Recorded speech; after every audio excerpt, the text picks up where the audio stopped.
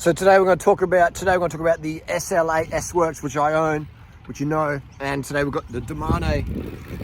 The Tarmac, it cost me $1,300.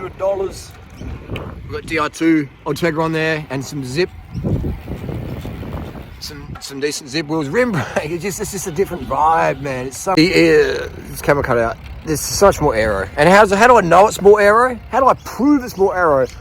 Well, I know the streets of Adelaide very, very well. I've done over, almost 30 years of riding around these streets here on different bikes. And just then I could cut through the city and there's a real strong gust easterly.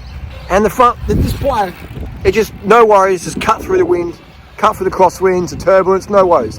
With the SL8, it catches all the wind. Even riding no hands on the SL8 is quite difficult. And I have very, very good bicycle balance. I can track stand as good as anyone.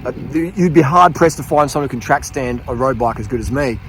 That is fact, and that just shows I do have balance skills. All right? So it's not me being a Fred or a Hubbard, but the SL8 is just, it doesn't handle very well compared to the rim brake bikes. If you know, because the wheels are just not dished properly. The spokes, it just doesn't work as good as rim brake. Rim brake fucking works. So superior for road. Disc for dirt, rim for road. And so today I've got to do a 60k commute. I've got to drop some shoes off to someone, doing a 60k ride to drop off some shoes. And what bike did I choose? The SL8? Nah. I was like, fucking riding that 60k's? No. The Tarmac or my rim brake Tarmac? Yeah, I was going to ride the rim brake Tarmac, but the front wheel had a flat, so I just picked another bike. That's when you know you've made it. You get a flat tire, just pick another high-end carbon bike to ride instead. So made it in cycling land, dreamland. Anyway, that's the deal.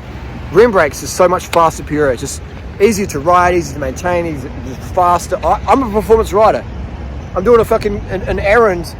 I don't want to be slugged down, battling a bike for the wind. I want the most aero bike. I can afford any bike. I want the very best. I only ride the very best.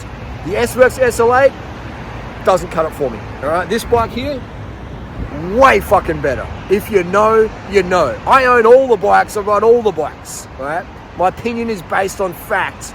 Okay, so it's not based on it. My opinion's not based on marketing bullshit I read on the internet. Okay, my opinion is based on personal experience. There's people out there say, "No, durianrider, you're wrong. You don't own an S-Works SL8. You don't own over 60 high-end road bikes today." I do. So here is some more data for the people who love the data. This is a segment we did yesterday with the Trek Tarmac, and I did it a few days previously on the S-Works SL8 full bling Tarmac, $20,000 Australian bike. This is South Road, St. Mary's, and so we'll just go to scroll down to again. I just these times are faster, in the bunch. Zoom along to down on it, so you can't count those ones. So let's go back down to same conditions, same sort of effort. Yeah, we're doing about 182 watts, just cruising along there. This is the S-Works SL8 Tarmac, so 1126, 29.3 k an hour. This is sort of average speed, just riding along, just cruising along, daydreaming. And on the Tarmac, I was 1.1 k faster at the same perceived effort. All right, I did 1102 versus 1126. Now, where the Tarmac is more aero, it holds its line better. Okay, so not zigzagging around the road, because the SL8 you get blown around because it's just not an aero bike in real world. Right? In the marketing literature, the SL8 is an aero bike. In the shills on social media who are paid to promote these bikes, it's an aero bike. But in real world performances, I ride in the real world. I don't live in marketing land. Okay.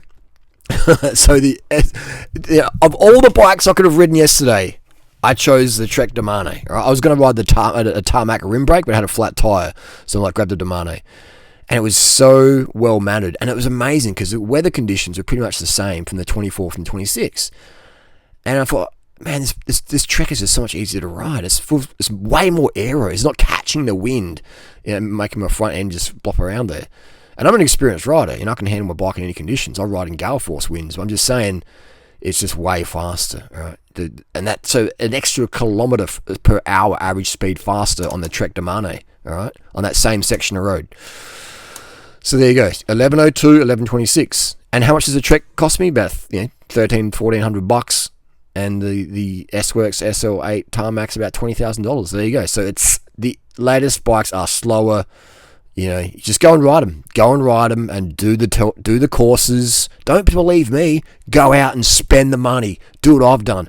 Go out today. Go today. Buy a $20,000 Australian, wherever, maybe in England it's 12,000 British pound. Go out today. Buy the S-Works SL8. Compare it to the bikes from 10 years ago that are also top end, and you will also go, wow, durianrider, you're right. These older bikes are faster. They're easy to work on, and they're much more aero in crosswinds. Adelaide's a windy city. You got to have aero bikes here. And when I say aero, I mean climbing bikes, all right? Not these disc brake road things. Monstrosities.